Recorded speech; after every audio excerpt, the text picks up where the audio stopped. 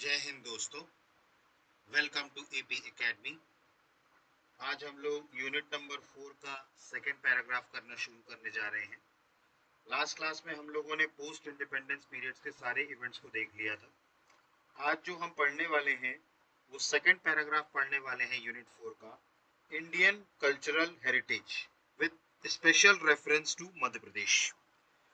देखिए, इस चैप्टर में हमको मध्य प्रदेश से रिलेटेड, अगर आप सिलेबस देखें तो हमें सबसे पहले पढ़ना है silent aspects of art forms. मतलब मध्य प्रदेश में, ठीक है, जो प्रमुख कलाएं हैं, ठीक है, उनको पढ़ना है। ठीक। इसके अलावा हमें लिटरेचर पढ़ना है। लिटरेचर मतलब साहित्य। ठीक। कौन कौन से साहित्यकार हमारे मध्य प्रदेश में रहे हैं, एंशियंट से लेकर के मॉडर्न हिस्ट्री तक। ठीक। इसके बाद हमको पढ़ना है त्योहार, फेस्टिवल्स। मध्य प्रदेश में कौन कौन से त्योहार मनाए जाते हैं, और आर्किटेक्चर, मध्य प्रदेश में कौन कौन सा आर्किटेक्चर या स्थापत्य है फ्रॉम एंशियंट से लेकर के मॉडर्न तक। ठीक।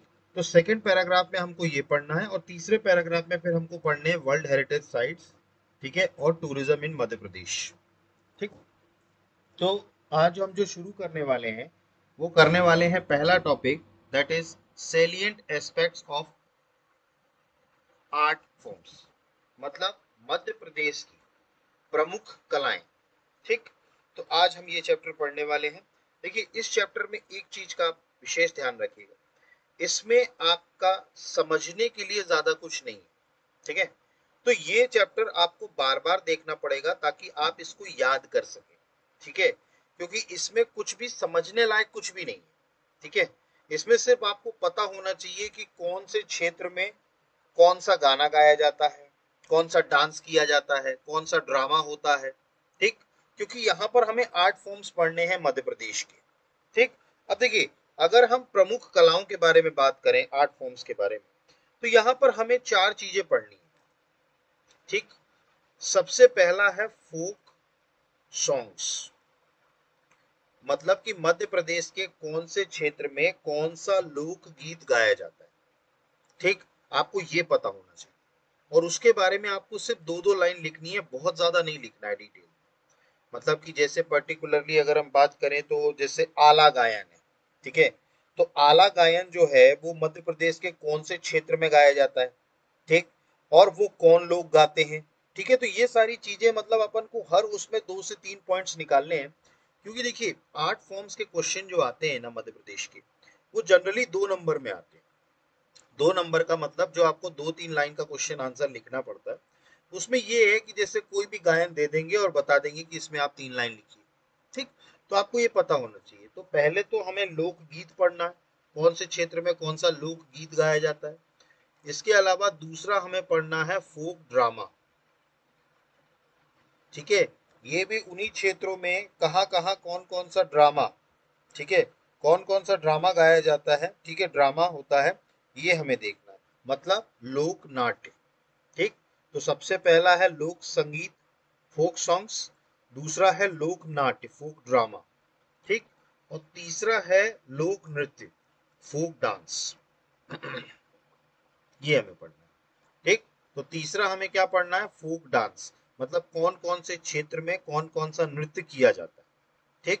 और जो चौथा हमें पढ़ना है वो पढ़ना है फोक पेंटिंग। ठीक है। फोक पेंटिंग का मतलब है लोक चित्रकला। ठीक। तो हमें ये चार चीजें पढ़नी है आर्ट फॉर्म्स में मध्य प्रदेश की। हमें सिर्फ इसमें ये पढ़ना है कि कौन से क्षेत्र में, ठीक है, कौन सा गाना गाया जाता है, कौन सा ड्रामा किया जाता है, कौन सा डांस होता है, और कौन सी पेंटिंग है किस क्षेत्र की। ठीक। तो ये चीज आपको क्लियर हुई। ठीक। अब देखिए, हमारा जो इसमें आर्ट फॉर्म्स में जो हमने डिवाइड किया है मध्य प्रदेश को, वो 4 भाग में डिवाइड किया है। ठीक। एक एरिया है बुंदेलखंड, ठीक है, जो आज का पन्ना, छतरपुर, टीकमगढ़, निवाड़ी, ये वाला जो एरिया है, सागर, ये जो है वो बुंदेलखंड में आता है। ठीक। तो पहला है बुंदेलखंड, दूसरा है बघेलखंड, बघेलखंड मतलब अपना ये सतना, रीवा, सीधी, सिंगरौली, शहडोल, ये पूरा क्षेत्र किसमें आता है? बघेलखंड में। ठीक, तो पहला बुंदेलखंड है, दूसरा बघेलखंड है, तीसरा जो रीजन है वो है निमाड़।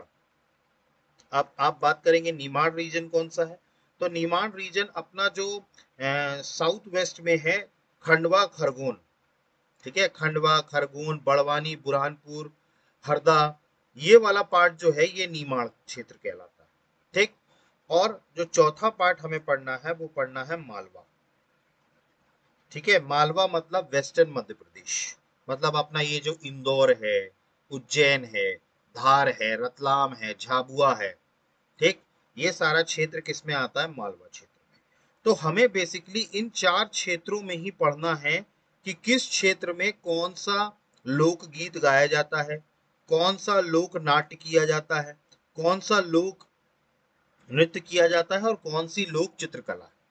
ये हमें चारों क्षेत्रों का पढ़ना है एक एक करके, बुंदेलखंड, बघेलखंड, निमाड़ और मालवा।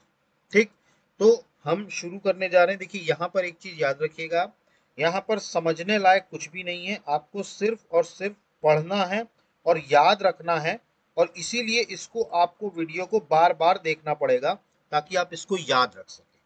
ठीक, तो let's start with this video. ठीक, आपको समझ में आ गया होगा, आर्ट फॉर्म्स पढ़ना है अपने को। ठीक है, तो सबसे पहले हम जो पढ़ेंगे वो पढ़ेंगे लोकगीत of Madhya Pradesh, folk songs of Madhya Pradesh. कहाँ, कौन से क्षेत्र में कौन सा गायन गाया जाता है। ठीक, जिसमें सबसे पहले हम बात करेंगे बुंदेलखंड की। ठीक है, सबसे पहले हम किसकी बात करेंगे? बुंदेलखंड की। क्लियर, तो सबसे पहले हम बात करेंगे बुंदेलखंड की। तो अब आपको एक एक करके देखना है, ठीक है, कि कौन कौन सा गायन। बुंदेलखंड में अगर हम बात करें तो सबसे पहला जो गायन है वो है आला गायन। ठीक है, आल्हा गायन, ये गाया जाता है बुंदेलखंड में। अब इसकी विशेषता क्या क्या है? तो सबसे पहला, occasion usually in rainy seasons.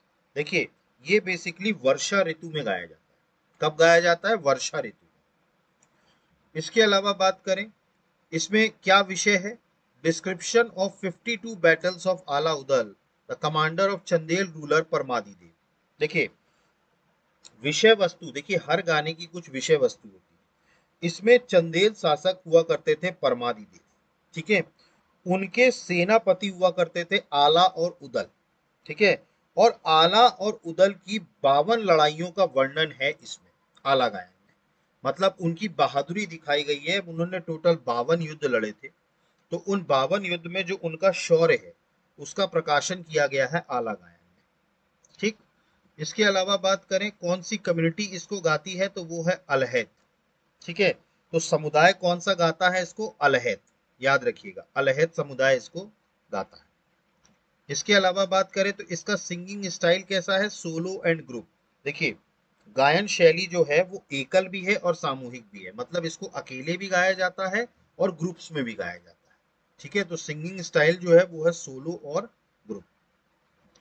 इसके अलावा बात करें, इसमें कौन से यंत्र यूज किए जाते हैं? इंस्ट्रूमेंटल इंस्ट्रूमेंट्स, मतलब वाद्य यंत्र। ठीक है, देखिए कोई भी गाना गाया जाता है तो उसके लिए एक वाद्य यंत्र यूज किया जाता है। ठीक है, तो इसमें जो यूज किया जाता है वो किया जाता है नगड़िया और ढोलक। ठीक है, तो आपको ये याद रखना है, नगड़िया और ढोलक। ठीक है, ये दो चीजें इसमें क्या की जाती हैं? यूज की जाती हैं इंस्ट्रूमेंट्स के रूप में। अब इनसे जुड़े कुछ प्रोमिनेंट पर्सनैलिटीज भी आपको याद रखने हैं जो आला गायन से जुड़े। इसमें सबसे पहले हैं लल्लू बाजपेयी। ठीक है, इनको आला सम्राट भी कहा जाता है। ठीक है, तो याद रखिएगा, आला सम्राट किसको बोला जाता है? लल्लू बाजपेयी को। ठीक, इसके अलावा है बच्चा सिंह, ठीक, और गया पांडे। ठीक है, तो ये तीन पर्सनालिटीज हैं जो आला गायन से जुड़े हैं, लल्लू बाजपेयी, बच्चा सिंह और गया पांडे। ठीक, वर्षा ऋतु में ये होती है। आला उदल जो कि सेनापति थे परमादी देव के, उनके 52 युद्धों का वर्णन है। अलहित समुदाय इसको गाता है। इसकी शैली सोलो भी है और ग्रुप में भी है। इसके अलावा इसमें जो वाद्य यंत्र यूज होता है वो नगरिया और ढोलक। और प्रोमिनेंट पर्सनालिटीज इसके कौन कौन है? लल्लू बाजपेयी, बच्चा सिंह और गया पांडे। क्लियर है? ठीक, तो ये था आला गायन।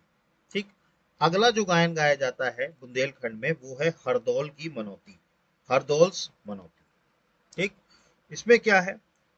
ये कब गाया जाता है? शादी ब्याह या ऑस्पिशियस ओकेजन में, मतलब ये विवाह या शुभ अवसर में गाया जाता है हरदौल मनौती। और इसमें अगर हम बात करें तो इसका विषय वस्तु क्या है? इसमें हरदौल्स के बलिदान के बारे में, ठीक है, मतलब देखिए इसमें बेसिकली हरदौल की जो बलिदान की कहानी है, ठीक है, और उसके मृत्यु के पश्चात हरदौल द्वारा भात का वर्णन, ठीक है, तो भात का वर्णन किया गया है हरदौल की मृत्यु के बाद, ठीक है, उसके भात का वर्णन किया गया है और हरदौल का जो बलिदान है उसकी कहानी बताई गई है हरदौल्स मनौती। ठीक, तो हरदौल की मनौती, ठीक है, वो एक तो शादी ब्याह और शुभ अवसर में गाया जाता है और इसमें हरदौल का जो बलिदान है, ठीक है, सेक्रीफाइस, उसकी कहानी बताई गई है। इसके अलावा हरदौल की मृत्यु के पश्चात भरत भरने का वर्णन किया गया, भात भरने का वर्णन किया गया। क्लियर? ठीक, तो ये था हरदौल की मनौती। इसके अलावा बात करें अगला कौन सा गायन है, तो अगला है सुवाटा या नौरता, ठीक है, इसको सुवाटा या नौरता कहा जाता है। इसमें क्या है? Occasion sung by young girls during Navratri in Kuar oblique Ashwin month. देखिए कुंवर ऑब्लिक अश्विन मास, ठीक है, कुंवर या अश्विन मास में नवरात्रि के समय नव युवतियों के द्वारा करने वाला ये एक गायन है, ठीक है, तो कौन गाती हैं? यंग लड़कियां। इसके अलावा बात करें तो इसमें विषय वस्तु क्या है? Suvata is made from cow dung and soil and sung while worship Tesu and Jhinjhiya. इसका मतलब क्या है? जो गोबर है गाय का, ठीक है, और मिट्टी, ठीक है, इससे सुवाटा बनाया जाता है। क्या बनाया जाता है? सुवाटा। तो सुवाटा किससे बनाया जाता है? गोबर और मिट्टी से, ठीक है, और टेसु या झिंझिया, टेसु या झिंझिया जो होती हैं उनके करते हुए गायन, ठीक है, देखिए उनकी पूजा की जाती है और पूजा करते टाइम गाना गाया जाता है। ठीक, तो सबसे पहले तो नौरता जो है सुवाटा, ये जो यंग लड़कियां हैं वो गाती हैं नवरात्रि के समय में क्वार या अश्विन महीने में। ठीक, अब इसमें सुवाता बनाया जाता है गाय के गोबर से और मिट्टी से, और तेसु और झिंझिया इनकी जब पूजा की जाती है उसी टाइम पर ये गाना गाया जाता है। ठीक है, ये भी गाना कहाँ गाया जाता है? बुंदेलखंड में। ठीक, इसके बाद बात करें, इसके बाद है भोला गीत, बाम्बुलिया या लमतेरा गीत, ठीक है, तो भोला गीत इसको बम्बुलिया भी कहते हैं और लमतेरा भी कहते हैं। ठीक, इसकी अगर हम बात करें तो ये शिवरात्रि के टाइम पर, बसंत पंचमी के टाइम पर, मकर संक्रांति के टाइम पर, श्रावण महीने में गाया जाता है।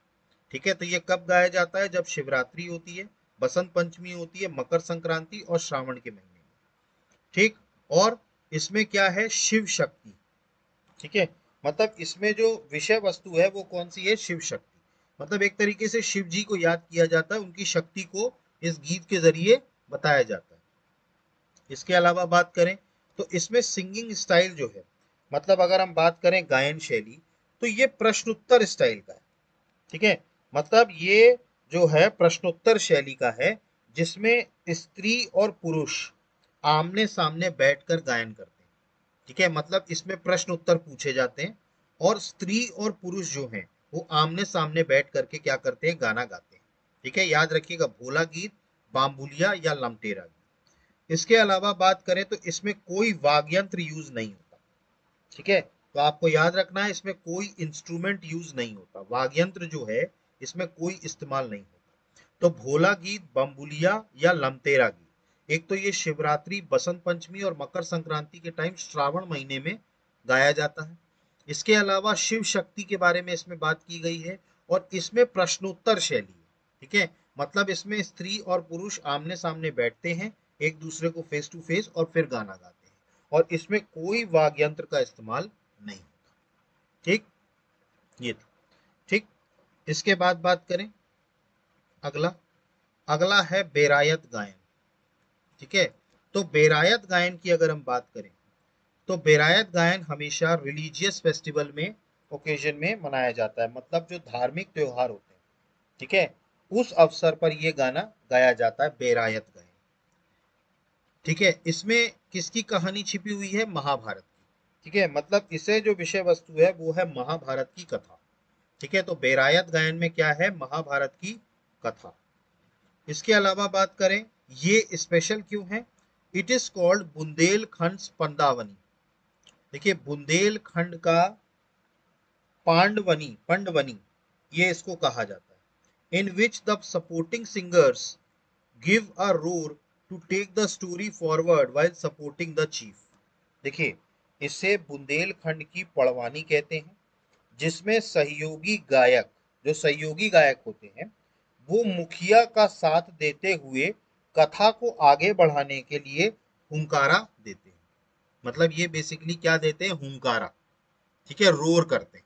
ठीक है, अपना जो चीफ होता है या जो मुखिया होता है, ठीक है, उसको सपोर्ट करने के लिए। ठीक है, उसको सपोर्ट करने के लिए जो सहयोगी गायक होते हैं, वो मुखिया का साथ देते हुए कथा को आगे बढ़ाने के लिए क्या करते हैं? हुंकार देते हैं। They also speak dialogues in between.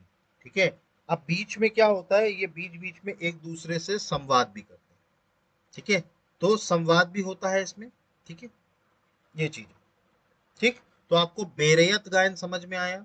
सबसे पहली बात तो ये एक धार्मिक त्योहार में गाना गाया जाता है, इसमें महाभारत की कथा के बारे में है, और इसको बुंदेलखंड की पंडवानी भी कहते हैं, पंडवानी। ठीक है, जिसमें जो सहायक गायक होते हैं वो अपने मुखिया के पीछे सपोर्ट करने के लिए रोर करते हैं। रोर मतलब एक तरीके से कहा जाए कि हुंकारा भरते हैं। ठीक है, ताकि कथा को क्या किया जा सके? आगे बढ़ाया जा सके। और बीच बीच में ये लोग क्या करते हैं? संवाद भी करते हैं। तो ये था बेरयत गायन। ठीक, इसके अलावा बात करें देवरी गायन। ठीक है, देवरी गायन भी कहाँ होता है? बुंदेलखंड में। देवरी गायन में अगर हम बात करें तो ये दिवाली के टाइम पर गाया जाता है। ठीक है, तो देवरी गायन का आपको याद रखना है, ये कब गाया जाता है? दीपावली के टाइम पर। और इसमें बेसिकली किसकी कहानी है? कृष्णा और राधा की प्रेम कहानी, love story of Krishna and Radha. मतलब यहाँ पर कृष्णा और राधा की प्रेम कहानी इसमें रूप में होती है, और इसकी जो गायन शैली है वो दोहा सिंगिंग स्टाइल है। ठीक है, मतलब दोहा गायन शैली। ठीक है, तो आपको याद रखना है, दिवाली के समय में ये मनाया जाता है, गाना गाया जाता है, और इसमें जो थीम है वो है love story of Krishna and Radha. ठीक है, सिंगिंग स्टाइल इसकी क्या है? दोहा सिंगिंग स्टाइल। ठीक, तो ये थे बुंदेलखंड के लोक गायन, लोकगीत। सबसे पहला हमने देखा आला गायन। ठीक, उसके बाद था हरदौल की मनौती। तीसरा था सुवाटा या नौराता कहते। चौथा था भोला गीत, बम्बुलिया, लमटेरा गीत। पांचवा था बेरायट गायन। और चौथा था, सॉरी, छठा था देवारी गायन। तो ये सारे जो गायन थे ये बुंदेलखंड के थे। ठीक, अब जो अगला हम लोक गायन पढ़ेंगे, लोकगीत पढ़ेंगे, वो पढ़ेंगे बघेलखंड के। ठीक है, तो अब अगला जो क्षेत्र आएगा वो आएगा बघेलखंड। अब बघेलखंड में कौन से फोक सॉन्ग्स या हम कहें लोकगीत होते हैं? ठीक, तो पहला अगर हम बात करें बघेलखंड का तो वो होता है बिरहा गायन। ठीक है, कौन सा गायन होता है? बिरहा गायन। इसमें अगर हम बात करें, ओकेजन, इट इज यूजुअली संग इन फील्ड्स, डेजर्टेड रोड्स। देखिए, ये बेसिकली प्राय खेत, सुनसान राहों में गाया जाता है। मतलब जो सुनसान राह होती हैं या खेत होते हैं, ठीक है, इनमें ये गाना गाया जाता है, बिरहा। स्पेशल क्या है? It is based on love in which Birha is sung with a high pitch by putting fingers in the years.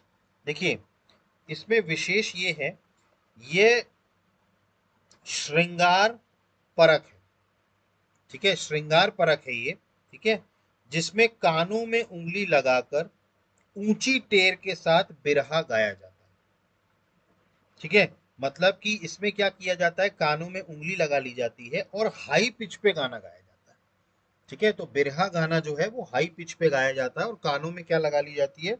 उंगली लगा ली जाती है। इसके अलावा अगर हम इसके वाग यंत्र की बात करें तो बिरहा में कोई वाग यंत्र यूज नहीं होता। ठीक है, तो कोई भी वाग यंत्र या इंस्ट्रूमेंट जो है वो इस गाने में यूज नहीं होता। ठीक है, और बिरहा में, ठीक है, हाई पिच पे गाना गाया जाता है लेकिन कान में उंगली लगा कर, ठीक है, पुटिंग फिंगर्स, और ये सुनसान और खेतों में गाया जाता है। ठीक, तो ये सबसे पहला गायन था बघेलखंड का बिरहा गायन। ठीक, इसके बाद बात करें, अगला है विदेशिया गायन। ठीक है, अगला कौन सा है, विदेशिया गायन। ठीक है, अब विदेशिया गायन की अगर हम बात करें तो ये कहाँ गाया जाता है, इट इज संग इन डेजर्टेड प्लेसेस, फील्ड्स, बांस और जंगल्स, हार्स एक्सेट्रा। देखिए ये बेसिकली सुनसान जगहों पर, खेतों में, खलियान या जंगल में, ठीक है, यहाँ पर गाना गाया जाता है, मतलब सुनसान जगह पे गाना गाया जाता है, जंगलों में, खेतों में, खलियानों में, आपके सुनसान जगहों पर, यहाँ पर गाना गाया जाता है। इसके अलावा बात करें तो ये भी गाना जो गाया जाता है उसमें कोई वाद्य यंत्र इस्तेमाल नहीं होता, इसमें भी किसी भी तरीके का वाद्य यंत्र जो है इस्तेमाल नहीं होता। इसके अलावा बात करें तो इसमें क्या है, विदेशिया गायन is the singing of the meeting of the hero and heroine after बिरहा।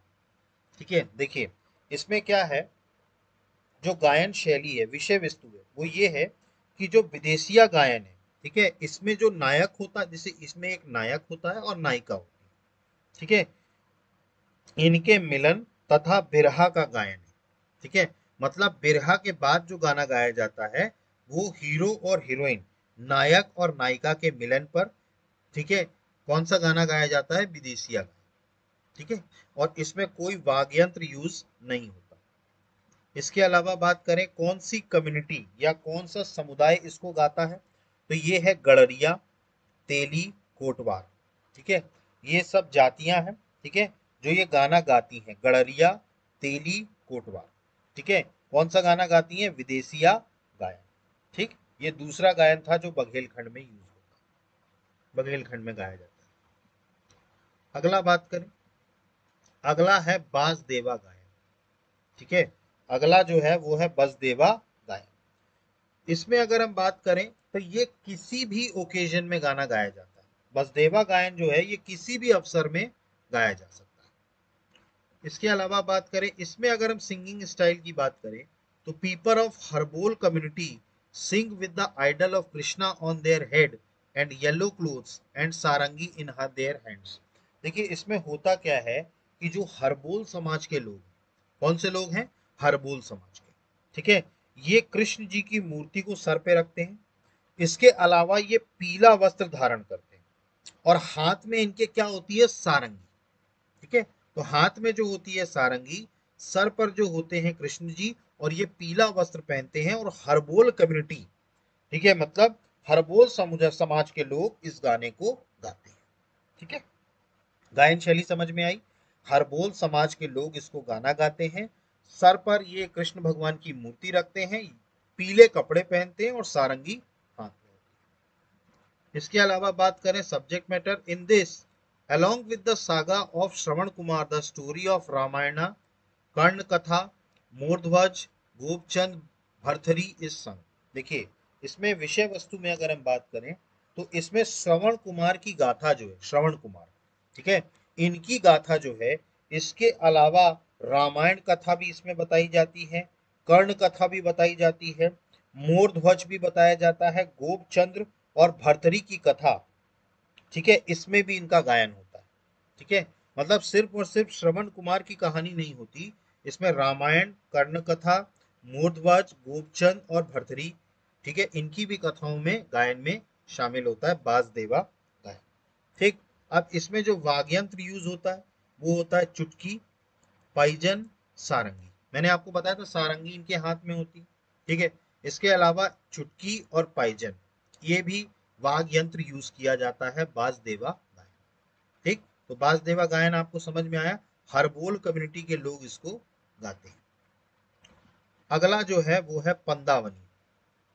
ठीक, अगला जो है वो है पंदावनी। ठीक है, पंदावनी की अगर हम बात करें तो इसको प्रधान जो होते हैं गोंड के, ठीक है, गोंड जो जनजाति होती है इसमें होते हैं प्रधान, ठीक है, प्रधान, ठीक है, प्रधान शाखा इसके द्वारा गाना गाया जाता है पंडावनी का।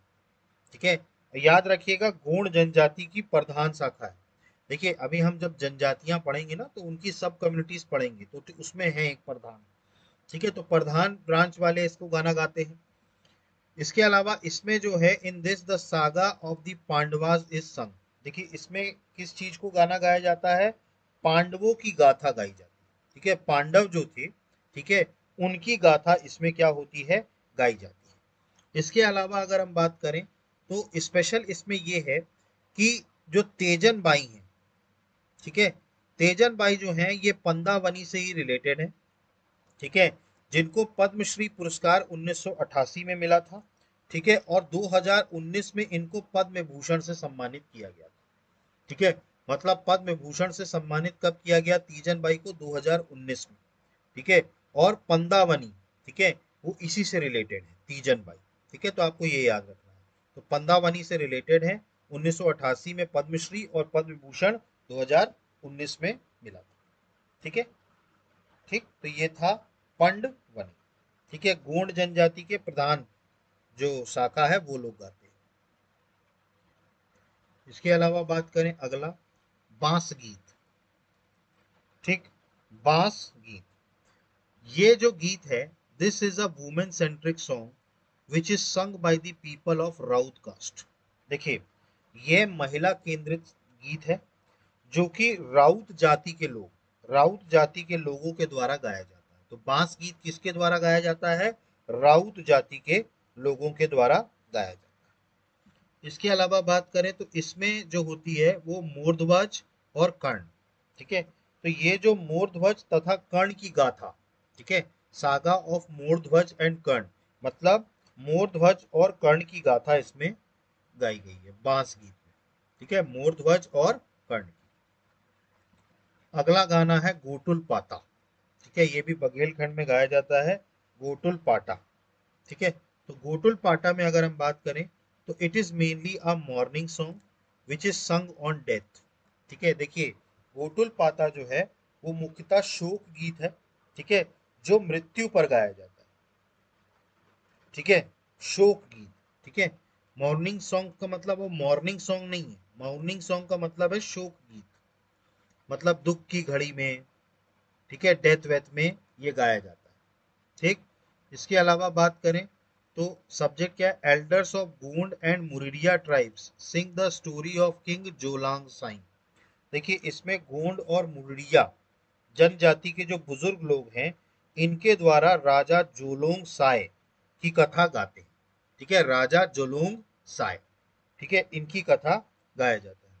इसमें अदर्स बात करें तो सीदेव और फाग सिंगिंग, मतलब इसमें और कौन कौन से गाने हैं, तो सीदेव है और फाग गायन। ठीक है, किसमें, गोटुल पाता। ठीक, और ये किसके उसमें गाया जाता है, शोक उसमें। ठीक है, जो मृत्यु के समय गाया जाता है, और इसको गाते कौन है, गोंड और मुरिरिया जनजाति के जो बुजुर्ग लोग हैं। ठीक है, और इसमें ये किसकी कथा बताते हैं, राजा जोलांग साई। ठीक, तो ये थे बघेलखंड के गायन। ठीक है, तो बघेलखंड में हमने कौन कौन से गायन देखे, पहला देखा बिरहा। ठीक है, दूसरा देखा विदेशिया गायन, तीसरा था बसदेवा गायन, चौथा था पांडवनी, पांचवा बांस गीत और छठा गोटुल पाता। ठीक है, ये आपको एक एक सॉन्ग जो है वो फोक सॉन्ग को याद रखना है, और इसकी दो दो लाइनें भी याद रखना है। तो ये वीडियो जब आप बार बार देखेंगे ना तो चीजें आपको याद होंगी, क्योंकि इसमें समझने लायक कुछ भी नहीं है। अभी तक आपको जितना भी मैंने चीजें बताई, ठीक है, दो क्षेत्र के फोक सॉन्ग्स बताए, उसमें कुछ भी समझने लायक नहीं। ठीक, आगे बढ़ते हैं। ठीक, तो ये थे बघेलखंड के। अब अगला जो रीजन आता है वो आता है निमाड़। ठीक है, निमाड़ मतलब कौन सा रीजन, ये खंडवा, खरगोन, हरदा, बड़वानी, बुरहानपुर, ये जो एरिया है ये क्या कहलाता है, निमाड़ क्षेत्र। ठीक है, तो अब निमाड़ क्षेत्र में कौन कौन से लोकगीत हैं। ठीक है, तो सबसे पहला गायन है कलगी तुर्रा गायन। ठीक है, सबसे पहला गायन निमाड़ क्षेत्र में कौन सा है, कलगी तुर्रा गायन। इसमें अगर हम बात करें तो ये किसी भी त्योहार में शक्ति कलगी और शिव तुर्रा। ठीक है, देखिए सबसे पहली बात तो किसी भी पर्व में शक्ति जो है कलगी और शिव तुर्रा, ये किसी भी ओकेजन में गाया जाता है, कलगी तुर्रा गायन। ठीक, इसके अलावा बात करें तो इसमें भी सिंगिंग स्टाइल जो है ये कॉम्पिटेटिव सिंगिंग स्टाइल है, क्वेश्चन आंसर, मतलब इसमें भी क्या है, प्रतिस्पर्धात्मक गायन शैली है जिसमें सवाल जवाब किए जाते हैं। क्या किया जाता है, सवाल जवाब, कलगी तुर्रा, ठीक है, कॉम्पिटेटिव सिंगिंग स्टाइल, प्रतिस्पर्धात्मक गायन शैली, ठीक, जिसमें सवाल जवाब किए जाते हैं। इसमें जो है म्यूजिकल इंस्ट्रूमेंट या हम कहें वाद्य यंत्र जो है, ये है छंग की ताप, ऑन द बीट ऑफ छंग, ठीक है, तो छंग की थाप पर गाया जाता है, थाप, थाप नहीं, थाप, सॉरी, थाप, ठीक है, तो छंग की थाप पर, ऑन द बीट ऑफ छंग, ये गाया जाता है, ठीक, तो इसमें ये वाद्य यंत्र क्या है, छंग की थाप पर गाया जाता है, कलगी तुर्रा गाय। इसके अलावा बात करें स्पेशल, इसमें क्या है, टू ख्याल सिंगर्स तुकनागिर एंड शाह अली फकीर lived in the court of King Shishupal of Chanderi. Both of them competed. It became difficult for the king to decide who was the best. Finally, the king rewarded Tuknagir with a diamond stud Turra and Ali with a pearl stud Kalgi. देखिए, इसमें विशेष इसलिए है, चंदेरी के राजा शिशुपाल, ठीक है, इनमें दो ख्याल गायक हुआ करते थे, एक का नाम था तुकनगीर और दूसरे का नाम था शाह अली फकीर रहते थे। दोनों का मुकाबला हुआ एक बार, ठीक है, राजा के लिए यह निर्णय लेना बहुत मुश्किल था कि कौन श्रेष्ठ है। अंततः राजा ने तुखनीर को हीरा जड़ित तुर्रा दे दिया और हा अली को मोती जड़ित कलगी से पुरस्कृत किया। मोती जो है, ठीक है, जड़ित कलगी से जो है पुरस्कृत किया, तो मतलब दोनों को दिया गया, ठीक है, ये आपको याद रखना है। इसमें अगर हम बात करें तो विशेष वस्तु क्या है, along with Aanshu poetry, stories from Mahabharata, mythological narratives and current events are woven into traditional songs through question answers। देखिए, अब इसमें विशेष वस्तु क्या है, आशु कविता के साथ महाभारत की कथाएं, पौराणिक आख्यानों से लेकर वर्तमान प्रसंग होता है, मतलब जो माइथोलॉजिकल नरेटिव्स हैं और वहां से लेकर के वर्तमान प्रसंगों को सवाल जवाब के माध्यम से, देखिए मैंने आपको बताया था इसमें सवाल जवाब के माध्यम से होता है, तो सवाल जवाब के माध्यम से, ठीक है, सवाल जवाब के माध्यम से पारंपरिक गायकों में पिरोया जाता है, ट्रेडिशनल सॉन्ग्स में वोवन किया जाता है, पिरोया जाता है, ठीक है, तो आपको याद रखना है, ठीक, तो ये था कलगी तुर्रा गाय, ठीक, ये निमाड़ क्षेत्र में गाया जाता है। इसके बाद अगला जो फोक सॉन्ग है वो है संत सिंघाजी गायन, ठीक है, अगला जो निमाड़ क्षेत्र में गाना गाया जाता है वो गाया जाता है संत सिंघाजी गायन। इसमें अगर हम बात करें तो ये किसी भी ऑन एनी ऑस्पिशियस ओकेजन, देखिए ये किसी भी शुभ अवसर पर गाया जाता है। इसके अलावा इसकी गायन शैली जो है वो इंडिविजुअल भी है और ग्रुप भी है, मतलब इसको जो है व्यक्तिगत तौर पर भी गाया जाता है और समुदाय मतलब ग्रुप्स में भी क्या हुआ जाता है, गाया जाता है। इसके अलावा बात करें तो इसमें जो म्यूजिकल इंस्ट्रूमेंट यूज होता है वाद्य यंत्र, वो होता है मृदंग और सैम्बल्स, इकतारा, ठीक है, देखिए मृदंग और झांझ, देखिए सैम्बल्स ये जो है इसको बोलते हैं झांझ, ठीक है, सॉरी, इसको बोलते हैं झांझ, ठीक है, तो आपको याद रखना है इसको बोलते हैं झांझ, क्रिम्बल्स, ठीक है, और इकतारा, ठीक है, ये यूज किया जाता है। अब इसमें विशेष इसलिए है कि Dagdu Gappal, Jevanta Kheda are the best groups of Singhaji bhajan style. देखिए दगड़ू गप्पल और जीवंता खेड़े, ठीक है, ये दो सिंघाजी भजन शैली की श्रेष्ठ मंडलियां, ठीक है, मतलब ग्रुप्स हैं जो सिंघाजी भजन जो है उसकी जो शैली है उसको बहुत अच्छे से गाते हैं, श्रेष्ठ मंडली है दगड़ू गप्पल और जीवंता खेड़ा, ठीक। इसके अलावा बात करें subject matters, Singhaji's poem written on domestic life, animal husbandry and agriculture. देखिए अब सिंघा जी की जो कविता है, ठीक है, सिंघा जी की जो लेख है, ठीक है, वो कृषि पर आधारित है, गृहस्थ जीवन पर आधारित है और पशुपालन पर, ठीक है, तो सिंघा जी के जो, ठीक है, उनकी जो कविताएं हैं वो किस भाव में लिखी गई हैं, उसका शीर्षक क्या है, गृहस्थ जीवन, पशुपालन और कृषि, domestic life, agriculture, animal husbandry and agriculture. ये थे, तो ये थे संत सिंगाजी गायन। ठीक, इसके बाद जो अगला गायन है वो है निर्गुणिया गायन या नरदिया गायन। ठीक, तो निर्गुणिया या नरदिया गायन है अगला। ठीक है, ये किस अवसर पर गाया जाता है? तो ये साधु और भिक्षुक, ठीक है, निर्गुणी सेंट ऑन एनी ओकेजन। देखिए इनको गाने वाले जो हैं ये हैं साधु और भिक्षु। ठीक है, ये निर्गुणी संत होते हैं और ये किसी भी अवसर पर इसको गाना गाते हैं, निर्गुणिया को। इसके अलावा बात करें तो इसमें वर्सेस हैं of poets like Kabir, Raidas और सूरदास। मतलब कबीर, रैदास और सूरदास आदि कविताओं के पद हैं इसमें। ठीक है, जो विषय वस्तु है इसमें इन कविताओं के क्या हैं? पद हैं। इसके अलावा इसमें वाद्य यंत्र या म्यूजिकल इंस्ट्रूमेंट जो यूज किया जाता है वो किया जाता है इकतारा और खाड़ताल।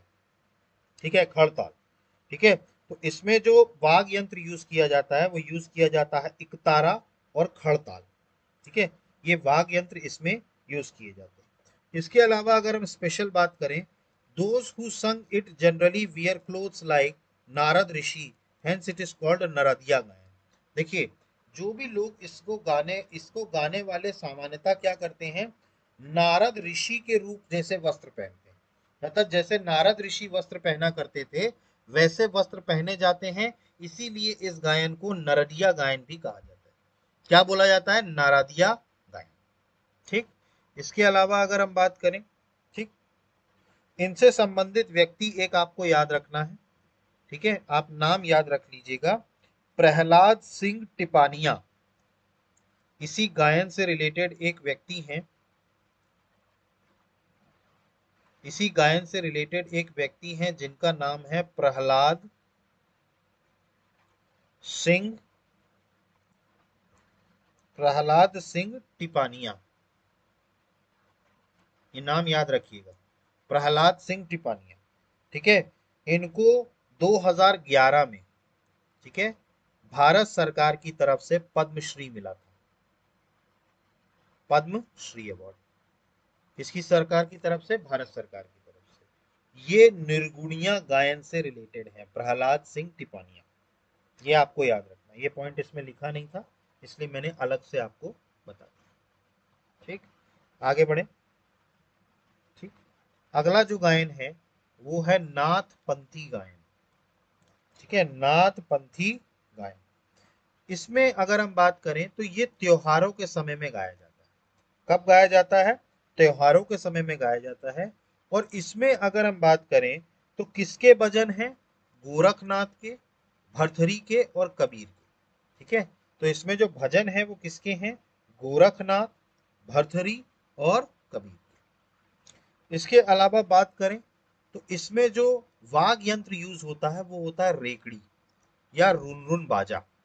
ठीक है, ठीक है, तो रेकड़ी अथवा रुनरुन बाजा, रूरू बाजा, रूरू बाजा। ठीक है, ये इसका इस्तेमाल किया जाता है नाथपंथी गायन। ठीक, तो ये था नाथपंथी गायन।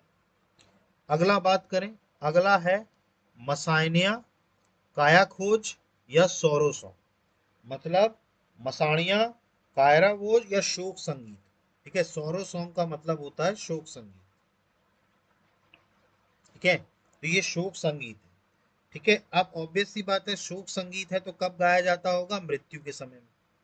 ठीक है, तो मृत्यु के अवसर पर यह गाना गाया जाता है, मसान्या।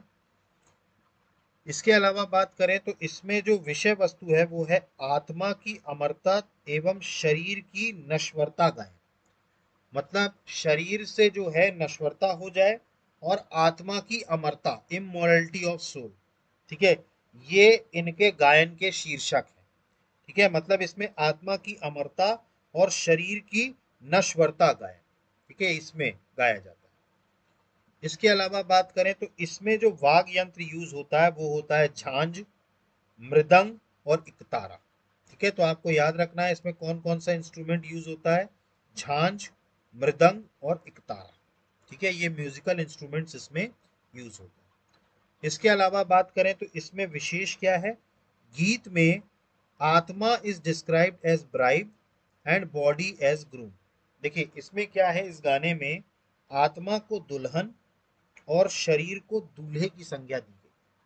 ठीक है, तो आत्मा जो है उसको दुल्हन और शरीर को जो है दूल्हे की संज्ञा दी गई। किसमें? काया खोज मसायणा, मसायना। ठीक है, ये एक शोक गाना है जो मृत्यु के समय गाया जाता है। ठीक, अगला जो है वो है गरबा गरबी। निमाड़ क्षेत्र में अगला जो गान गाया जाता है वो गाया जाता है गरबा गरबी। अब ये बेसिकली कब गाया जाता है? नवरात्रि के समय और कृष्ण जन्म के समय, मतलब कृष्ण जन्माष्टमी या नवरात्रि के समय पर यह गाना गाया जाता है। इसमें जो वाद्य यंत्र यूज होता है वो होता है झांझ, मृदंग और ढोलक। ठीक है, तो इसमें जो यूज होता है वो होता है झांझ, मृदंग और ढोलक, इसका इस्तेमाल होता है। इसके अलावा बात करें तो garba, it is women's ritualistic folk singing. Women sing garba song and also dance on the beat of clapping. आपने देखा होगा गुजरात क्षेत्र में, ठीक है, गरबा का बड़ा रोल होता है। तो ये बेसिकली जो महिलाएं होती हैं, ठीक है, इनका लोक गायन होता है, जिसमें ये महिलाएं जो ताली का थाप होता है, बीट ऑफ क्लैपिंग, ताली बजाते हुए गरबा गीत गाती हैं और नृत्य करती हैं। ठीक, तो गरबा गीत और नृत्य जो है वो वुमेन्स के द्वारा किया जाता है। गरबी की अगर हम बात करें तो गरबी जो होता है वो मेल ओरिएंटेड फोक सॉन्ग होता है। ठीक है, ये पुरुष करते हैं। गरबा जो करती हैं वो महिलाएं करती हैं, और ये गरबी जो होता है ये पुरुषों का लोक गायन होता है। ठीक है, और इसमें झांझ, ये झांझ लिख लीजिएगा, ये सिंबल्स मत लिखिएगा, इसको लिखिएगा झांझ। झांझ और मृदंग इसका इस्तेमाल किया जाता है इसमें। ठीक है, तो गरबी में किसका इस्तेमाल किया जाता है? झांझ और मृदंग का। ठीक है, और इसमें अगर हम बात करें Gawlan, male oriented folk song, Krishna Leela song. देखिए इसमें एक और गायन है जिसका नाम है गवलन। ठीक है, ये पुरुष परक लोक गायन है। ठीक है, और इसमें कृष्ण लीला गीत गाए जाते हैं, मतलब इसमें जो गीत गाया जाता है वो कृष्ण की लीला पर गाया जाता है। तो ये था गरबा गरबी। इसके बाद बात करें, अगला जो है वो है फाग गायन। ठीक है, तो निमाड़ का जो अगला गायन है वो है फाग गायन। ठीक है, अब फाग गायन की अगर हम बात करें तो ये होली के समय पे गाया जाता है। ठीक है, कब गाया जाता है फाग गायन? होली के समय पे। इसके अलावा बात करें तो इसमें भी राधा कृष्ण की लीला पर ही फोकस किया जाता है, मतलब ये राधा कृष्ण की जो लीलाएं हैं उसी पर क्या होती है, ये केंद्रित होती है। ठीक है, और इसमें जो वाग यंत्र यूज होता है वो होता है मृदंग, टिमकी और मंजीरा। ठीक है, तो कौन सा वाद्य यंत्र यूज होता है? मृदंग, टिमकी और मंजीरा। ठीक, तो ये था फाग गायन। ठीक, तो इस तरीके से हमने निमाड़ क्षेत्र के गायन पढ़े। सबसे पहला था कलगी तुर्रा गायन। ठीक, उसके बाद हमने पढ़ा संत सिंघाजी गायन, फिर पढ़ा निर्गुड़िया ओब्लिक नारदिया गायन, फिर नाथपंथी गायन, इसके अलावा मसाणा गायन, गरबा गरबी और फाग गायन। ठीक, तो ये फोक लोक गीत थे कहाँ के? निमाड़ क्षेत्र के। अब आखिरी क्षेत्र बचता है मालवा। ठीक, तो अब जो हम अगला पढ़ने वाले हैं वो पढ़ने वाले हैं मालवा क्षेत्र। अब मालवा क्षेत्र के कौन कौन से गायन हैं? तो इसमें सबसे पहला आता है भरथरी गायन। ठीक है, तो भरथरी गायन जो है ये सबसे पहला आता है। इसमें अगर हम बात करें तो ये नाथपंथी समुदाय वाले गाते हैं सुबह के समय, प्रातः काल के समय। ठीक है, तो सुबह के समय नाथपंथी समुदाय के द्वारा भरथरी गायन गाया जाता है। इसके अलावा बात करें तो इसमें भरथरी की कथा, ठीक है, गोरखवाणी, ठीक है, इसके अलावा कबीर वाणी, ठीक है, मीरा के भजन, ठीक है, और गोपी चंद की कथा। ठीक है, तो इसमें इनकी चीजें इस गाने में रहती हैं। भरथरी की कथा, गोरखवाणी, कबीर वाणी, मीरा के भजन और गोपी चंद्र की कथा। ठीक, अब इसमें जो वाद्य यंत्र यूज होता है वो होता है चिंकारा, तबला और सितार। ठीक है, तो आपको याद रखना है भरथरी गायन में चिंकारा, तबला और सितार ये इंस्ट्रूमेंट्स यूज होते हैं।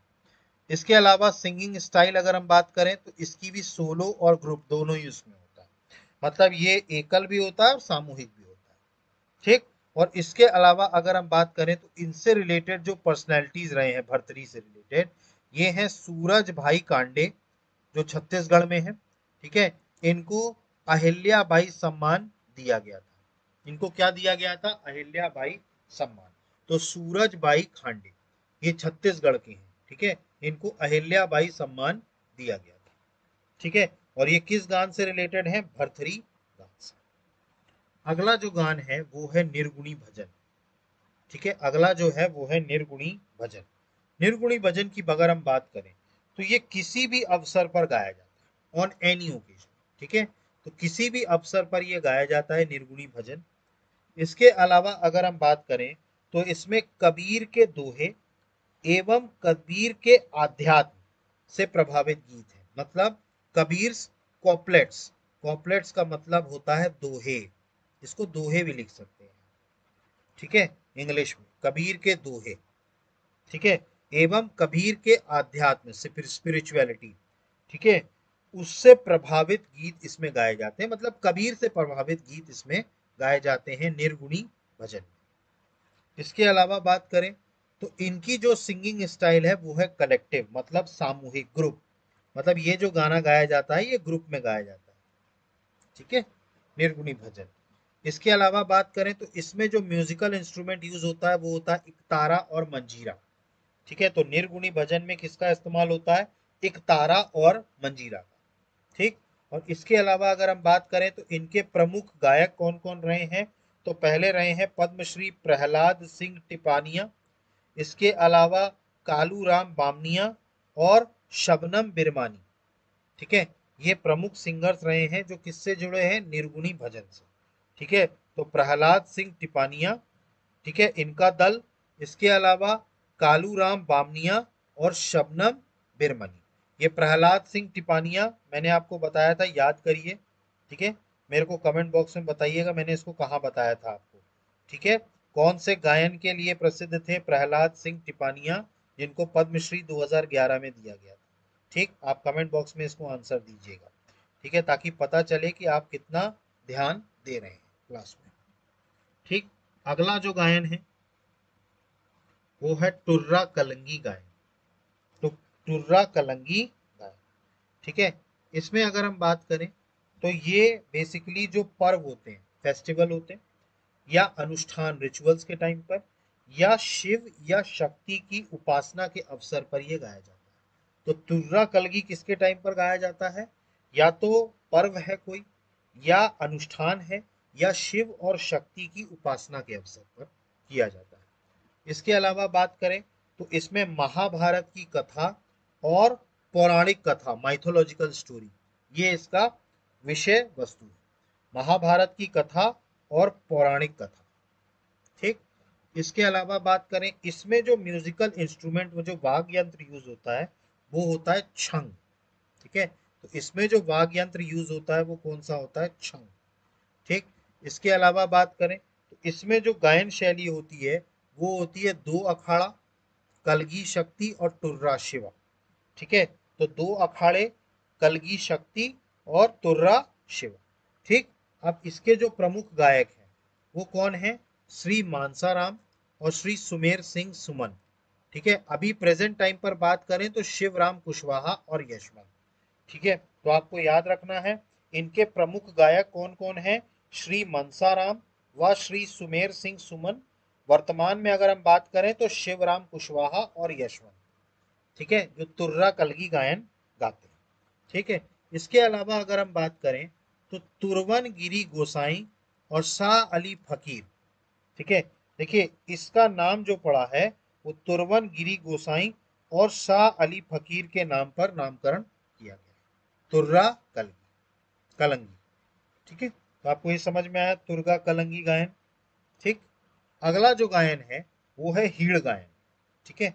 अगला जो गायन है वो कौन सा है? हीड़ गायन।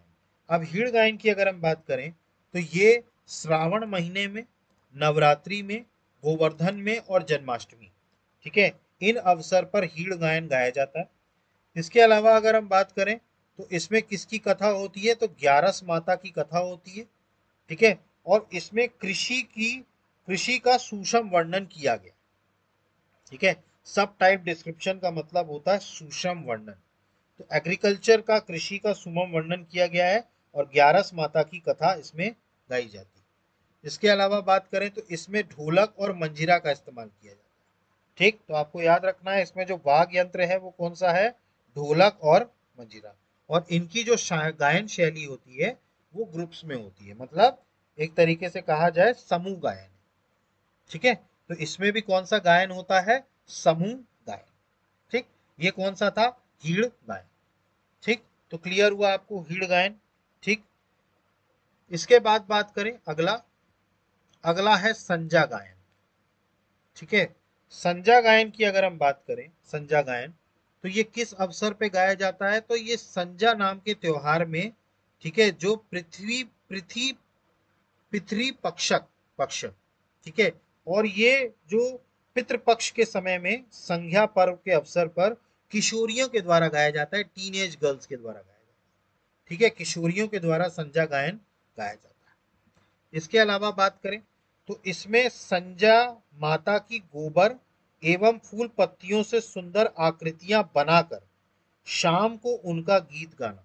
ठीक है, मतलब इसमें क्या करते हैं, संजा माता जो है उनकी गोबर से तथा फूल पत्तियों से सुंदर आकृतियां बनाते हैं। क्या बनाते हैं, फिगर्स बनाते हैं, और फिर शाम को ये गाना गाया जाता है। कौन सा, संजा गाना। ठीक, इसके अलावा बात करें तो इसमें कोई वाद्य यंत्र का प्रयोग नहीं होता, संजा गायन में कोई भी वाद्य यंत्र का प्रयोग नहीं होता। इसके अलावा बात करें तो इसको एनवायरमेंट फेस्टिवल ऑफ मालवा भी कहा जाता है। ठीक है, इसे मालवा के पर्यावरण उत्सव की संज्ञा दी गई है। ठीक है, तो आपको याद रखना है किस गायन को एनवायरमेंट फेस्टिवल ऑफ मालवा कहा गया है, तो वो है संजा गायन। ठीक है, क्या है, संजा गायन। ठीक, और ये किस में गाया जाता है, सामूहिक, कलेक्टिव उसमें गाया जाता है। ठीक, इसके बाद बात करें तो अगला है बरसाती बरता। ये अगला गायन है मालवा क्षेत्र का, बरसाती बरता। ठीक, तो बरसाती बरता की बात करें तो ये जो वर्षा ऋतु होती है उसमें रात के समय ये गाया जाता है। ठीक है, तो वर्षा ऋतु के समय रात्रि में ये गाया जाता है। इसके अलावा बात करें तो इसमें ऋतु की कथा, ठीक है, मतलब जो वर्षा हो रही है ना, वर्षा ऋतु कहते हैं ना उनको, तो ऋतु की कथा इसमें हो। इसके अलावा बात करें तो इसमें चंपू काव्य शैली में इसको गाया जाता है। किस काव्य शैली में गाया जाता है, चंपू काव्य शैली में गाया जाता है। इसके अलावा बात करें तो इसमें जो म्यूजिकल इंस्ट्रूमेंट यूज होता है वो होता है तबला और हारमोनियम। ठीक, तो आपको याद रखना है तबला और हारमोनियम इसमें यूज होता है बरसाती बरता। ठीक है, इसके अलावा अगर हम बात करें तो इसके कुछ और भी गायन हैं, एक है रेलो। ठीक है, रेलो गायन। रेलो गायन आपको ये याद रखना है, बस भील और कोरकू ट्राइब वाले इस गाने को गाते हैं। और इसके अलावा बात करें तो young men and women's sing this song. कौन सा, रेलू गायन। ठीक, इसके अलावा एक और है भोपे गायन। ठीक है, इसको कौन सी जनजाति गाती है, भोपे जाति गाती है इसको। ठीक है, और इसमें किसकी कथा है, पाबू जी की पद, बाबू जी की पद पढ़ और देव नारायण की पढ़, इसकी कथा है। बाबू जी की पढ़ और देव नारायण की पढ़, इसकी कथा दी हुई है भोपे। ठीक है, भोपे गायन। ठीक, तो इस तरीके से हमारे मालवा क्षेत्र के भी गायन हो गए। तो सबसे पहला गायन था भरथरी गायन। ठीक है, इसके बाद हमने पढ़ा निर्गुड़ी भजन। ठीक, फिर पढ़ा तुर्गा कलंगी। ठीक, इसके बाद पढ़ा हमने हीड़ गायन। ठीक है, हीड़ गायन के बाद पढ़ा संजा गायन। संजा गायन के बाद पढ़ा बरसाती वार्ता गायन। फिर गाना है रेलो गायन और फिर भूपे। ठीक, तो ये सारे फोक सॉन्ग्स थे अलग अलग क्षेत्र के।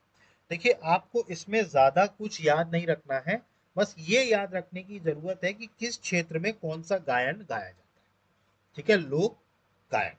ठीक, क्लियर हुआ यहां तक आपको। ठीक है, देखिए मैंने आपको बताया कि इस चैप्टर में जो अभी हम पढ़ रहे हैं, ठीक है, इसमें समझने लायक कुछ भी नहीं है, आपको सिर्फ याद रखना है। ठीक है, तो आपको क्या करना पड़ेगा, इस वीडियो को बार बार देखना पड़ेगा। ठीक है, और बार बार देख करके इसमें आपको रिपीटेडली याद करना पड़ेगा। ठीक, यहां तक क्लियर हुआ। ठीक, अब जो हम अगला पढ़ते हैं वो पढ़ते हैं फोक ड्रामा। ठीक है, फोक ड्रामा आज देखिए दो टॉपिक करेंगे, फोक सॉन्ग लोकगीत और लोक नाट्य। फिर हम कल करेंगे लोक डांस, ठीक है, लोक नृत्य और लोक पेंटिंग, ठीक है, मतलब लोक चित्रकला, ठीक है। तो आज हम पढ़ते हैं फोक ड्रामा। तो अगला जो है वो है फोक ड्रामा ऑफ मध्य प्रदेश, लोक नाट्य, ठीक। इसमें भी मैंने आपको बताया हम चारों क्षेत्र का पढ़ेंगे, बुंदेलखंड, फिर बघेलखंड, फिर निमाड़ और फिर मालवा, ठीक।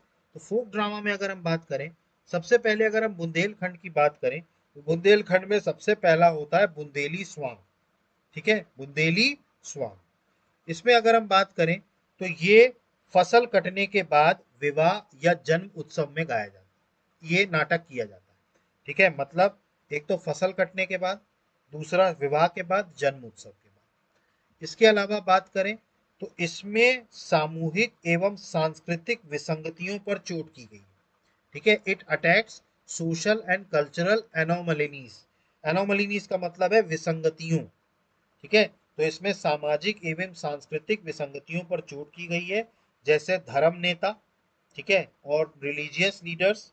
इसके अलावा पाखंडी, हिपोक्राइट्स, कंजूस सेठ, मिजरेली बिजनेसमैन और अंधविश्वासी आदि लोगों पर कटाक्ष किए गए, सुपरस्टिशियस लोग, इनके ऊपर क्या किए गए, कटाक्ष किए गए हैं बुंदेली स्वांग के नाटक के द्वारा। इसमें अगर हम बात करें तो इसमें जो कॉस्ट्यूम्स पहना जाता है, तो बेसिकली जो बुंदेलखंडी वेशभूषा होती है, जैसे पुरुष की बात करें तो वो धोती कुर्ता, और स्त्री की बात करें तो वो घाघरा और सलवार ये पहनते, ठीक। तो ये था बुंदेली स्वांग, ठीक है, ये बुंदेलखंड में नाट्य है, ठीक है। और ये फसल कटने के बाद विवाह और जन्म उत्सव के टाइम पर, ठीक है, नाट्य किया जाता है। अगला जो है वो है नौटंकी, ठीक है, नौटंकी, ठीक है। नौटंकी की अगर हम बात करें तो ये किसी भी अवसर पर, ठीक है, इसमें जो कलाकार होते हैं ना वो गांव गांव में जाते हैं, ठीक है, और नौटंकी नाट्य करते हैं मनोरंजन के लिए। मतलब इसमें जो इसके आर्टिस्ट होते हैं ना, जो मतलब कहते हैं जो कलाकार होते हैं, वो गांव गांव में जाते हैं और नौटंकी करते हैं जिससे मनोरंजन हो, ठीक है। तो नौटंकी किसी भी ओकेजन में होता है। इसके अलावा बात करें तो इसमें प्रहलाद कथा, ठीक। इसके अलावा बात करें भर्तृहरि सम्राट अशोक, लैला मजनू, सुल्ताना डाकू आदि की कहानियां इसमें दी हुई हैं, ठीक है। तो भर्तृहरि हैं, एम्परर अशोक हैं, लैला मजनू, सुल्ताना डाकू की कहानी, प्रहलाद की कथा, ये सब इसमें कथा विषय वस्तु दिया हुआ है, ठीक है। इसमें अगर हम बात करें तो इसमें स्त्री किरदार, ठीक है, इनके कैरेक्टर को कौन निभाते हैं, सुंदर लड़के, हैंडसम बॉयज जो हैं वो फीमेल कैरेक्टर्स प्ले करते हैं नौटंकी में, ठीक है। मतलब जो देखने में अच्छे लड़के होते हैं, सुंदर लड़के होते हैं, वो स्त्री किरदार को क्या करते हैं, इसमें निभाते हैं, ठीक है। और इसमें जो कलाकार होते हैं वो गांव गांव जाएंगे, ठीक है, और ये नौटंकी करेंगे, ठीक। तो पहला था बुंदेली स्वांग और दूसरा था नौटंकी। अब इसके बाद जो तीसरा है, ठीक है, वो है अखाड़ा, ठीक है, अखाड़ा, ठीक है। इसको किया जाता है विजयदशमी के टाइम पे, on the occasion of Vijayadashami, Dussehra के टाइम पर किया जाता है। और इसमें अगर हम बात करें तो ये इसमें जो विषय है, विषय वस्तु, एक तो शारीरिक करतब, ठीक है, मतलब फिजिकली जो फीट्स या शारीरिक करतब दिखाए जाते हैं वो है। इसके अलावा शौर्य तथा प्रदर्शन से संबंधित, ब्रेवरी और परफॉर्मेंस, ठीक है, इससे संबंधित होता है अखाड़ा, ठीक है। और ये विजयदशमी के अवसर पर होता है। अगला बात करें, अगला है रासलीला, ठीक। रासलीला की अगर हम बात करें तो रासलीला होती है कृष्ण जन्माष्टमी के टाइम पे, ठीक है। तो रासलीला जो ड्रामा होता है वो कब होता है, कृष्ण जन्माष्टमी के टाइम पे। और इसमें अगर हम बात करें, ठीक है, तो जो ड्रामा किया जाता है वो किस इवेंट पे किया जाता है, एक तो कृष्ण जी का जन्म, ठीक है, उनका मक्खन चुराना, ठीक है, और कंस की हत्या, ठीक है, इनके ऊपर ये ड्रामा किया जाता है, ठीक है। मतलब कृष्ण जी का जन्म, माखन चोरी, बटर थेफ्ट, ठीक है, और इसके अलावा कंस की वध, इन प्रसंगों पर नाट्य प्रस्तुत किया जाता है, किसमें, रास लीला, ठीक। तो ये कुछ प्रमुख नाट्य थे बुंदेलखंड के, ठीक है। कौन कौन सा था, बुंदेली स्वांग, दूसरा था नौटंकी, तीसरा था अखाड़ा, चौथा था रसलीला। ठीक, अब जो हम पढ़ेंगे वो पढ़ेंगे बघेलखंड के। ठीक, तो अगर हम बघेलखंड की बात करें तो बघेलखंड में सबसे पहला है छाहूर। छाहूर, छाहूर, ठीक है।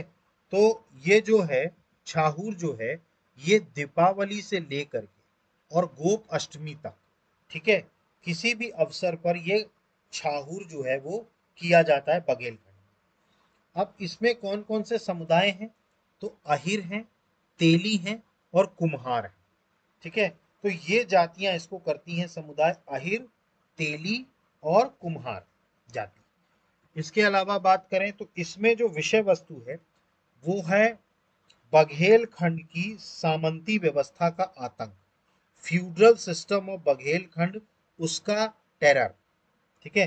तो बघेलखंड की सामंती व्यवस्था के आतंक और संघर्ष, टेरर और उनका स्ट्रगल, इसको प्रस्तुति जो है इसका मुख्य बिंदु है, मेन पॉइंट, ठीक है। मतलब जो वहां पर सामंती व्यवस्था है बघेलखंड में, ठीक है, उसका आतंक और संघर्ष दिखाया गया है इसमें चाहो। और इसके अलावा अगर हम बात करें, in this the supporting characters act wearing animal mask.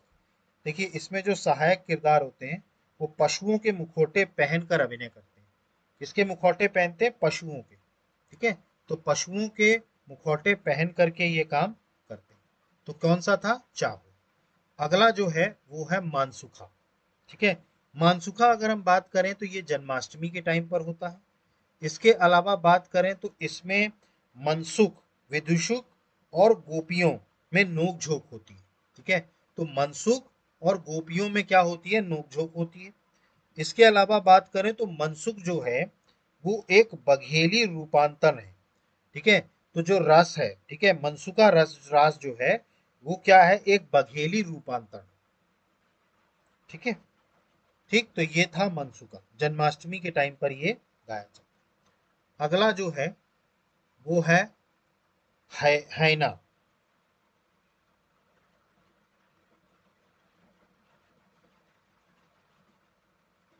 हैना मतलब लकड़ भग्गा, ठीक है।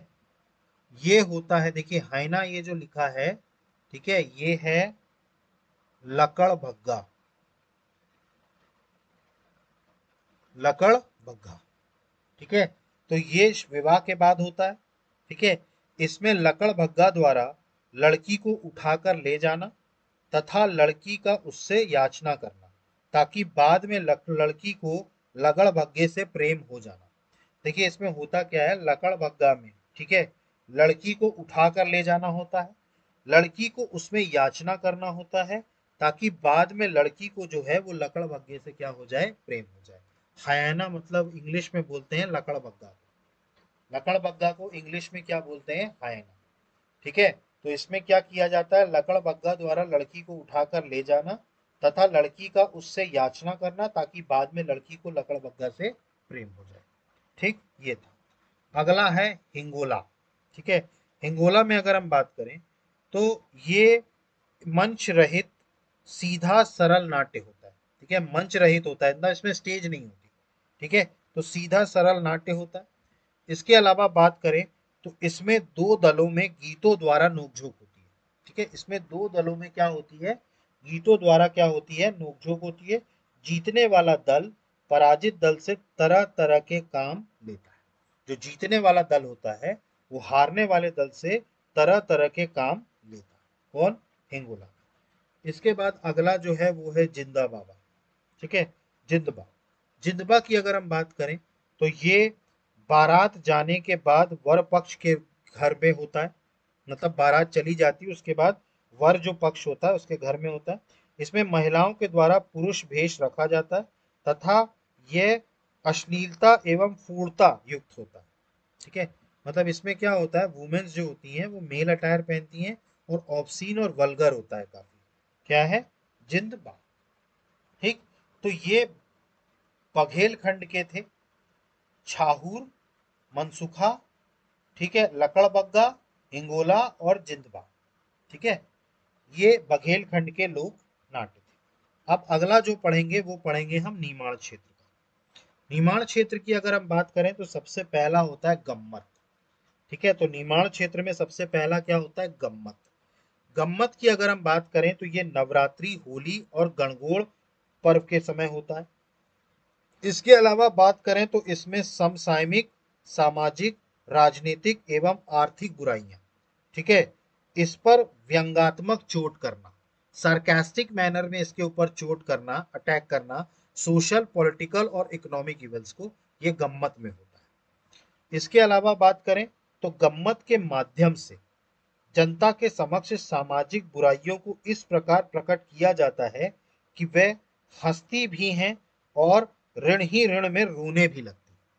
मतलब इसमें गम्मत में सोशल इवेंट्स को पब्लिक के सामने इस तरीके से रखा जाता है कि वो हंसते भी हैं और मन ही मन क्या होते हैं? रोते भी। ठीक है, ये इसका विशेष। इसके अलावा बात करें तो गम्मत में निमाड़ी भाषा के साथ साथ हिंदी एवं अंग्रेजी का भी प्रयोग किया जाता है। देखिए, इसमें सिर्फ निमाड़ी भाषा में नाट्य नहीं होता, इसमें हिंदी और अंग्रेजी भाषा में भी क्या होता है? नाट्य होता है। ठीक। इसके अलावा बात करें तो जो गम्मत के विदूषक होते हैं, विदूषक मतलब कॉमेडियन, ठीक है, तो गम्मत के जो विदूषक होते हैं उनको कुठागारिया कहते हैं। ठीक है, तो कुठागारिया ये याद रखिएगा। ठीक है, गम्मत के जो कॉमेडियन होते हैं उनको क्या बोला जाता है? कुठागारिया। ठीक।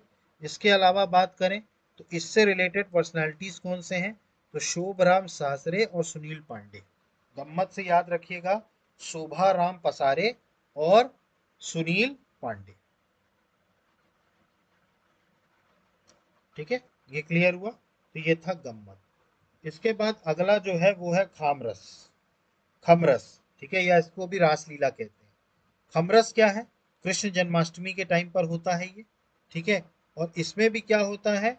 इसमें भी कृष्ण जी का जन्म, जो अपना माखन चोरी और कंसवध, इसमें भी प्रसंग में शामिल होते हैं खामरस। ठीक है, ये आपको याद करिए, मैंने आपको एक बघेल खंड में भी पढ़ाया था। ठीक है, बघेल खंड में पढ़ाया था कि बुंदेलखंड में पढ़ाया था? ठीक है, तो एक अवसर मैंने आपको पढ़ाया था, रासलीला। ठीक है, किसमें पढ़ाया था? बुंदेलखंड में। तो खामरस और रासलीला दोनों एक ही चीज है। ठीक है, ये निमाड़ में गाया नाच जाता है और निमाड़ में इसका नाटक होता है और वो बुंदेलखंड। ठीक, खामरस। ठीक। अगला बात करें, अगला है खाम्बा स्वांग। ठीक है, तो खम्बा स्वांग। ठीक है, खम्बा स्वांग की अगर हम बात करें तो ये नवरात्रि में, ठीक है, कुंवार से देव प्रबोधनी एकादशी तक, देव प्रबोधनी एकादशी तक ये नाटक होता है। इसके अलावा बात करें तो इसको कोरकू जनजाति वाले करते हैं। कौन करते हैं? कोरकू जनजाति वाले। इसके अलावा बात करें तो इसमें क्या किया जाता है? गांव के बीचों बीच एक खंबा गाड़कर, जिसे मेघनाथ खंबा कहा जाता है, मेघनाथ पिलर। ठीक है, मतलब गांव के बीचों बीच क्या किया जाता है? खंबा गाड़ा जाता है, पिलर। ठीक है, जिसको मेघनाथ पिलर कहते हैं। ठीक है, और इसमें क्या की जाती है? मेघनाथ की पूजा की जाती है। किसकी पूजा की जाती है? मेघनाथ। इसके अलावा बात करें तो इसमें लोक कथा होती है, फोक टेल। ठीक है, लोक कथा होती है। और इसके अलावा बात करें वाद्य यंत्र की तो सिंबल्स मतलब झांझ। झांझ याद रखिएगा, झांझ है ये। आप वहां झांझ भी लिख सकते हैं और मृदंग। ठीक है, तो मृदंग और झांझ ये चीजें इसमें यूज होती है। ये मृदंगम नहीं है, मृदंग। ठीक है, मृदंग। ठीक है, तो झांझ और मृदंग ये यूज होती है खम्ब स्वांग। इसके अलावा अगला जो है वो है पति स्वांग। ठीक है, पाती स्वांग। ठीक है, पाती स्वांग की अगर हम बात करें, ठीक है, तो ये होता है गणगौर पर्व पे। इसके अलावा अगर हम बात करें तो इसमें शिव पार्वती की कथा के बारे में वर्णित है। ठीक है, और इसके अलावा बात करें तो इसमें क्या होती है? लड़कियों को शिव पार्वती का रूप दिया जाता है। ठीक है, मतलब ये स्त्री परक होता है, कंप्लीटली फेमिनियन होता है। ठीक है, मतलब कि इसमें लड़कियों को ही शिव पार्वती का रूप दिया जाता है। ठीक है, तो ये था पाती स्वांग। ठीक। अगला बात करें, अगला है थोतिया। ठीक है, थोतिया की अगर हम बात करें तो ये एक तरीके का बारात के जाने के बाद महिलाओं के द्वारा किया जाने वाला स्वांग है। मतलब ये जो ड्रामा है जब बारात चली जाती है तो उसके बाद महिलाएं करती हैं तोत्या, तोत्या। ठीक है। इसके अलावा बात करें तो दूधिया, सातवा, सीरा सतवा, ये नॉन वेजिटेरियन होता है, मांसाहारी होते हैं। इसके अलावा विषय वस्तु की बात करें तो इसमें कौन होती है, पुरुषों की नकल करती है महिलाएं। ठीक है, महिलाएं किसकी नकल करती हैं, पुरुषों की नकल करती हैं। इसके अलावा बात करें तो ये स्वांग जो होता है गालियों तथा अश्लील बातों से युक्त होता है, मतलब इसमें गालियां दी जाती हैं और अश्लील बातों से युक्त होता है, इसलिए इसमें पुरुष तथा बच्चों का प्रवेश वर्जित होता है। ठीक है, इसीलिए इसमें जो पुरुष होते हैं, ठीक है, और जो बच्चे होते हैं उनको इसमें शामिल नहीं किया जाता, किसमें, तोत्या। ठीक। इसके बाद अगला जो है वो है पानवड़ी स्वांग। पानवड़ी स्वांग की बात करें तो ये विवाह के दूसरे दिन, ठीक है, ये ड्रामा दूसरे दिन खेला जाता है। इसके अलावा बात करें तो इसमें जल पूजन के लिए कुएं अथवा नदी के किनारे निवालिया गीत गाए जाता है। अब्यूजिव सॉन्ग मतलब निवालिया गीत, ठीक है, ये गाया जाता है कहाँ पर, नदी के और कुएं के पास। ठीक है, जल पूजन के लिए। इसके अलावा बात करें, इसमें एक दूसरे को पान देकर स्वांग समाप्त किया जाता है। ठीक है, मतलब ये जो पूरा ड्रामा है इसमें एक दूसरे को बाद में पान दिया जाता है और ये ड्रामा खत्म हो जाता है, इसीलिए इसका नाम पानवाड़ी स्वांग। ठीक है, इसका नाम क्या है, पानवाड़ी स्वांग। ठीक है, तो इसमें आपको पढ़ा हमने निमाड़ क्षेत्र में गम्मत, ठीक है, खम्ब स्वांग, खमरास, टोट्या और पाती स्वांग और पनवाड़ी स्वांग। ठीक। अब आखिरी जो क्षेत्र बच जाता है वो बच जाता है मालवा। ठीक है, तो मालवा में जो सबसे पहला नाट्य है ये माच है। माच आपको इसलिए भी याद रखना है कि ये मध्य प्रदेश का स्टेट ड्रामा है, याद रखिए। मध्य प्रदेश का जो राज्य नाट्य है वो कौन सा है, माच। ठीक है, ये कहाँ होता है, मालवा में। माच की अगर हम बात करें तो ये रात्रि के समय होता है, रात्रि के प्रथम प्रहर में। ठीक है, प्रारंभ, माच की उत्पत्ति मंच से हुई है। ठीक है, अब जो ये माच है, ठीक है, इसको कहाँ परफॉर्म किया जाता है, स्टेज में, और इसका ओरिजिनेटेड कहाँ से है, उज्जैन से, ये आपको याद है। इसके अलावा बात करें तो इसमें एक खुला मंच तैयार किया जाता है, ढोला मारू, इसके अलावा नल दमयंती, हीर रांझा, राजा हरिश्चंद्र, वीर तेजाजी, इनकी कहानियों का प्रस्तुतिकरण होता है। ठीक है, मतलब राजा हरिश्चंद्र, वीर तेजाती, हीर रांझणा, नालम दयंती, धोला मारू, इनको प्रेजेंट किया जाता है। इसके अलावा बात करें तो माच जो है वो सिर्फ पुरुष जो है वही भाग लेते हैं, इसमें स्त्रियां भाग नहीं लेती। इसके अलावा बात करें तो इसमें जो म्यूजिकल इंस्ट्रूमेंट यूज होता है वो होता है ढोलक और सारंगी। ठीक, तो आपको याद रखना है इसमें म्यूजिकल इंस्ट्रूमेंट क्या यूज होता है, ढोलक और सारंगी। इसके अलावा बात करें तो इसमें प्रमुख व्यक्ति कौन कौन है, तो बाल मुकुंद और गोपाल जी, ये आप याद रखिएगा, इसमें बाल मुकुंद और गोपाल जी। और ये स्टेट ड्रामा है मध्य प्रदेश का। मध्य प्रदेश का क्या है ये, स्टेट। तो कौन सा है, राम माच। अगला है राम दंगल। ठीक, राम दंगल की अगर हम बात करें तो ये राम दंगल जो है ये कलगी तुर्रा, ठीक है, कलगी तुर्रा जो है इसकी तर्ज पर ही राम दंगल होता है। इसके अलावा बात करें तो इसमें दो दल, ठीक है, खड़ी तथा ललितपूर्ण शैली में संवाद करते हैं।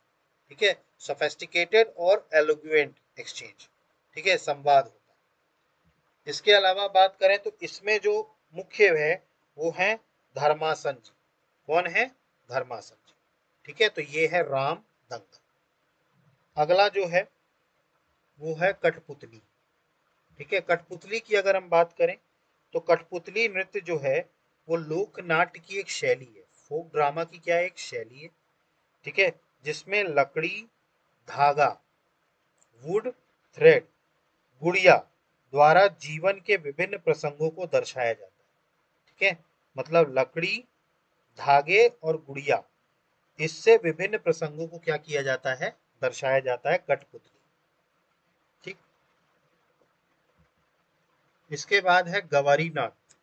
ठीक है, गवारी नाट्य क्या है, ये रक्षाबंधन के दूसरे दिन, ठीक है, ठीक है। गौरी नाट्य में रक्षाबंधन के दूसरे दिन से शुरू होकर 40 दिन तक चलता है। इसके बाद बात करें तो इसमें जो कहानी है वो शिव तथा भस्मासुर की कहानी। और बात करें तो इसको भील ट्राइब वाले, भील जनजाति वाले परफॉर्म करते हैं। ठीक है। इसको मेरू नाट्य भी कहते हैं। तो गवरी नाट्य को क्या बोला जाता है? मेरू नाट्य भी कहा जाता है। इसके अलावा बात करें ढोला मारू। ठीक है। तो ढोला मारू की अगर हम बात करें तो इसमें क्या है, ढोला मारू जो है वो किया जाता है। ठीक है। इसमें क्या किया जाता है, ढोला मारू की कथा का मंच सजता है। और इसके अलावा बात करें तो भवई ओब्लिक कवई, इसकी बात करें तो ये बेसिकली एक फोक ड्रामा है गुजरात का, जो झाबुआ के आसपास क्या होता है, किया जाता है। और इसमें जो होता है दैनिक जीवन से संबंधित घटनाएं, वेशभूषा आदि का, ठीक है, भंजन होता है। ठीक है। तो इवेंट्स जो होते हैं डेली यूज के और कॉस्ट्यूम्स जो हैं वो यूज होता है। ठीक। तो ये था फोक ड्रामा। मालवा क्षेत्र में हमने क्या क्या पढ़ा? मांच, रामदंगल, कठपुतली, गौरी, ढोला मारू और भवई। ठीक। तो ये हमारा जो लोक नाट्य था ये कंप्लीट होता है। तो आज हमने दो टॉपिक कवर किए। एक टॉपिक कवर किया लोकगीत, ठीक है, फोक सॉन्ग्स, और फोक ड्रामा मतलब लोक नाट्य। ठीक। देखिए इस वीडियो को बार बार देखिएगा। बार बार अगर आप देखेंगे तो आपको जल्दी याद हो जाएगा। ठीक है। चाहे तो डबल स्पीड पे देखिएगा। ठीक है। लेकिन इसको 2 से 3 बार देखिएगा। अगर आप 2 से 3 बार देखेंगे फिर आपको किताब से रटने की जरूरत नहीं पड़ेगी, क्योंकि इसमें समझने लायक कुछ नहीं है, इसमें आपको हर चीज याद करनी है। तो आई होप कि आपको सारी चीजें समझ में आ रही होंगी। देखिए अगर आपको हमारे चैनल से थोड़ा बहुत भी अगर आपको फायदा मिल रहा है तो प्लीज कमेंट बॉक्स में मेंशन कीजिए, और हमारे चैनल को लाइक कीजिए, सब्सक्राइब कीजिए और मैक्सिमम से मैक्सिमम शेयर कीजिए। So guys, thank you, have a good day, जय हिंद, नमस्कार।